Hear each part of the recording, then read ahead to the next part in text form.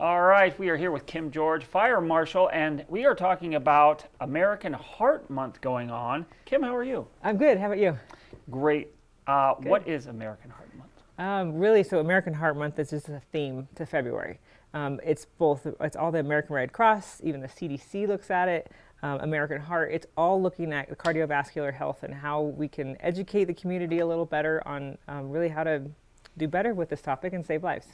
What is the difference between a heart attack and sudden cardiac arrest? So with a heart attack, it's really a plumbing problem. If you're not, the heart isn't able to pump efficiently or effectively, Right. so that's causing an area of injury to the heart. And it hurts. It hurts a lot. That's where people say they have left arm pain or jaw pain, chest pain, shortness of breath. That's an emergency as well. But sudden cardiac arrest is when the heart just stops beating, basically. It's an electrical organ, so when the electricity is thrown off for whatever reason, there's a variety of reasons, whenever that happens, it can just cause a sudden cardiac arrest, which needs immediate intervention. All right, so we were talking a little bit about the AED machine. Yeah. That's where that comes in. Right. I learned some great things about that, that it's not just a pair of shock cords, that it actually is a very smart machine. They are, and they're everywhere. They're everywhere. They're in all the gyms, they're in grocery stores, they're in the library, they're all over the place. If you happen to see one, you happen to see somebody just collapse, call 911 first. 911 is the first thing that needs to happen because that gets us going. That way we can provide all the interventions and do everything that we can. Right. With the AED though, don't be afraid of them.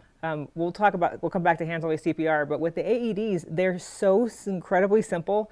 As soon as you undo the cover, they're all a little bit different, but as soon as you start using the machine, it'll talk you through every single step. You don't have to know a single thing. It'll tell you. No idea. They're amazing. It won't work if it's not needed. Correct. Right. So you can't shock yourself. You can't shock someone on accident.